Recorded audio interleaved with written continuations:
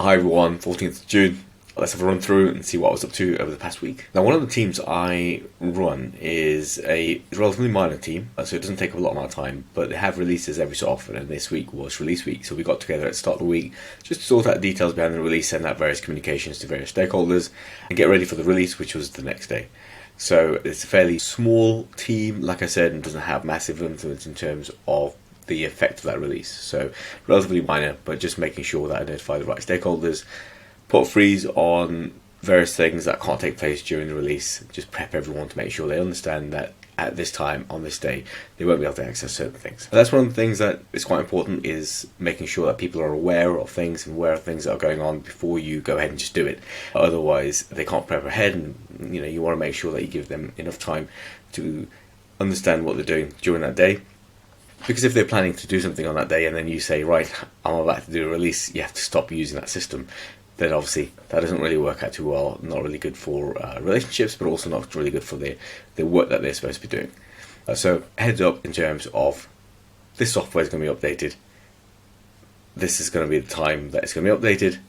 You can't use it during these times. And then we'll let you know when it's back. We're also looking at implementing a new cookie system, a new way of managing cookies. The new way of managing cookies is potentially going to mean that less people opt in for cookies.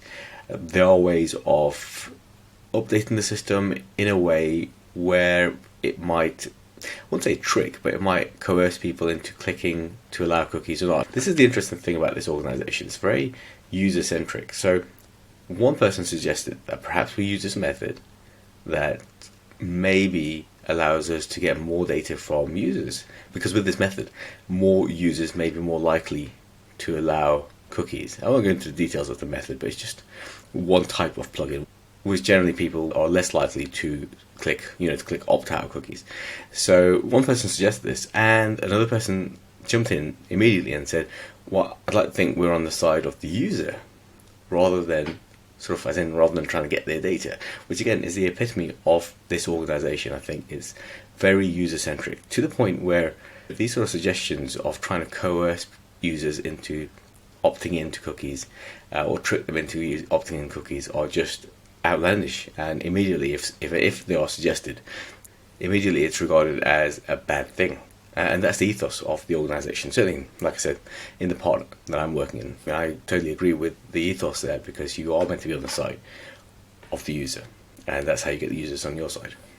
And then we had a delivery community practice, and this is an 1.5 hour long session every month where all the delivery managers get together and we have a look at initially priorities and things that the whole team needs to know about, and then sort of skill building. So this time we're looking at well-being and things to improve your well-being. Again, real focus in this organisation in terms of promoting well-being. So again, huge fan of that side of things, and making sure that we're all sort of taking care of ourselves in order to be better, not only at work but also at home. I think that's super important. Then later on in the week I had another session to continue this I mentioned before that we're discontinuing some software, and it's another session to discontinue that software.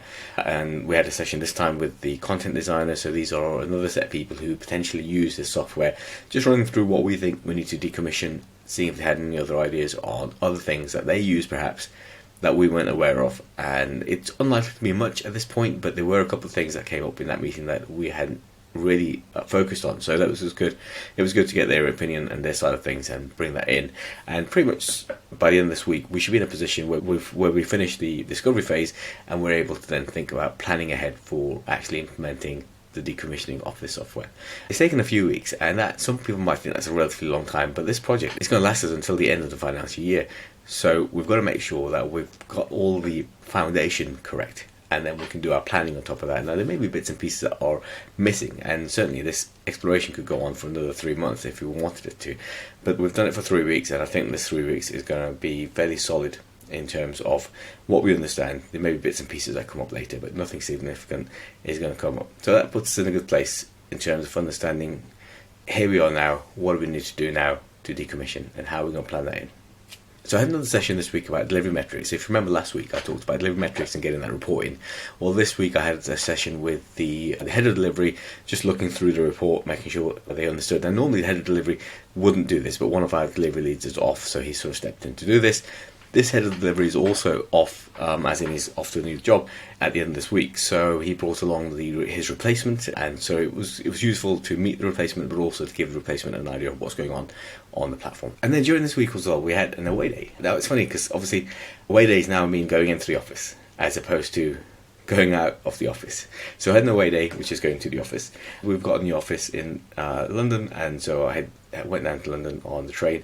The train was very, very busy, and this was because another train had broken down, so they piled on everyone from that train onto our train. So we had double the number of people, and it was the first train down to London from Derby in the morning. So it was a very, very busy trip.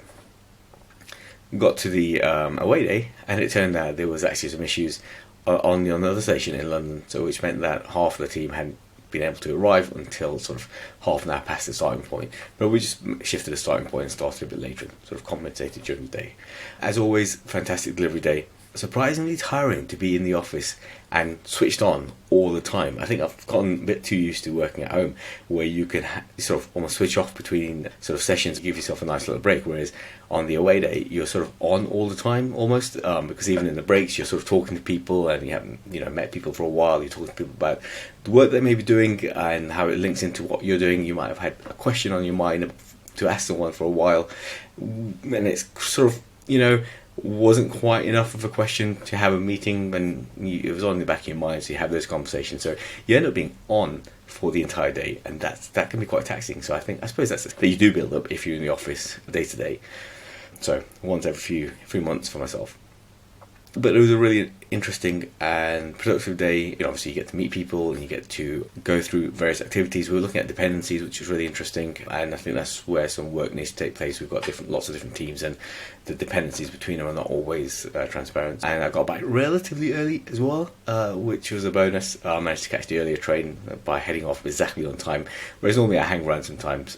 But I just felt so drained by the end of the day. I just thought, right, I'm heading straight back home. We had a fortnightly check-in as well, and it was just sort of, again, like I mentioned a couple of weeks ago, it's just about disseminating information to the team, talking about priorities, and also in this meeting I told people that I was leaving the team to move to a different team. So, a bit of change. Nobody likes change on the team. Personally, I find change really useful. So during this check-in, I was able to tell the team that I'm moving to a different team in a couple of weeks' time, and so it was kind of sad because I've spent a year and 3 or 4 months in this team, and really I've really built up my skills in terms of being a delivery manager, and really honed those skills within this team. And the team it's a generally really good team, so I'm really happy to have been in this team.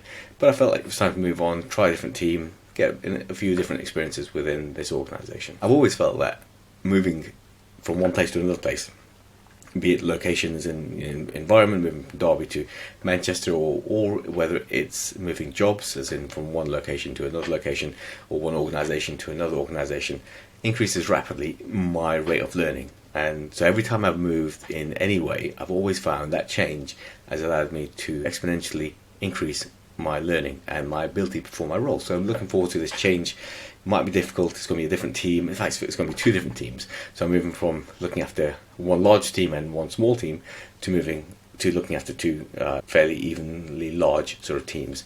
So a bit more of a challenge, I think. I suspect my calendar will be a bit more full. But I think the important thing is that I'm moving.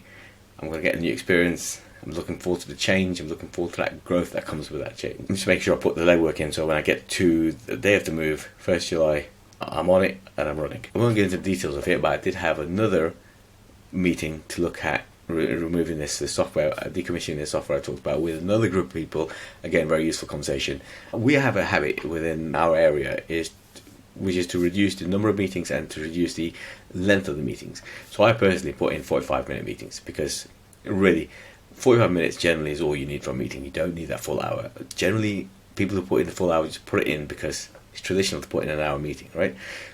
And then they just sort of waste the time at the end just flapping and trying to add bits in. Personally, I just like to have a 45-minute session, keeps it concise, keeps it fast-paced, and keeps everyone's concentration on. Our new product manager hasn't quite gotten to that side of things, so, end of the day, full hour meeting sort of puts you off almost. But I knew it wasn't going to last an hour because there wasn't enough info in there for us to collect for an hour, so it didn't put me off. Went in, we finished within half an hour as sort of expected. But again, that sort of thing comes with experience and understanding an organisation, which I didn't have when I started, and it took me a while to gain that. So I assume it's the same for the new PM. Obviously, we have our conversations. We sort of talk through this sort of thing, and he's very understanding of his need to adapt to the way of the organisation, which is fantastic. Then I had a range of other meetings during the week and a range of other times where I sort of sat down and again did a bit of thinking time, start thinking about what it is that I'm trying to achieve, what the overall plans are, what I want to do before I leave this team and move on to the next team, arranging times to meet up with the leads from the other teams that I'm moving to, people who've led those teams in the past, and so on and so forth. So a lot of prep work around there, a lot of thinking time around there as well, a few other minor meetings here and there, which I won't go into the details of. And that was my week. Hope you enjoyed listening, and I'll catch you again next week.